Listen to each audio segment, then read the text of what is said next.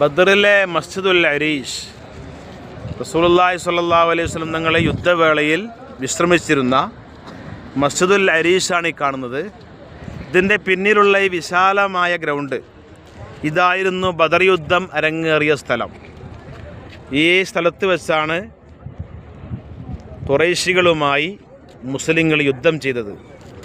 ഇവിടെ ഉണ്ടായിരുന്ന ഈ സെൻട്രൽ ഭാഗത്തുണ്ടായിരുന്ന ഹൗദിൽ വെള്ളമെടുക്കാൻ വന്ന ഋതുബത്തുമായുള്ള ആദ്യ യുദ്ധത്തിൽ ബഹുമാനപ്പെട്ട ഹംസ റളിയല്ലാഹു അൻഹു അദ്ദേഹത്തെ കൊലപ്പെടുത്തി. പിന്നെ യുദ്ധം കൊടുമ്പിരി കൊണ്ടു. ഇവിടെ വെച്ച് 313 സഹാബാക്കൾ 1000-ലേറെയുള്ള ഖുറൈശികളുമായി ഘോരമായ സംഘടന നടത്തി. അങ്ങനെ അൽഹംദുലില്ലാഹ് അത്ഭുതകരമായ വിജയം ഇസ്ലാമിനുണ്ടായി. റസൂലുള്ളാഹി സ്വല്ലല്ലാഹു അലൈഹി വസല്ലം തങ്ങളും സ്വഹാബാക്കളും വിജയിച്ചു. പക്ഷേ 14 സ്വഹാബാക്കൾ ഷഹീദായി. അവരെ പേരാണ് നമ്മളവിടെ കണ്ടത്. അവരുടെ ഖബറുള്ളത് ആ പറഞ്ഞ മൈതാനിയിലാണ്. ഇവിടെ കൊല്ലപ്പെട്ട അബൂജഹൽ ഉൾപ്പെടെയുള്ള ആളുകളെ തള്ളിയ ഒരു കിണറുണ്ട് ഇവിടെ. ഇപ്പം മൂടിപ്പോയിട്ടുണ്ട്.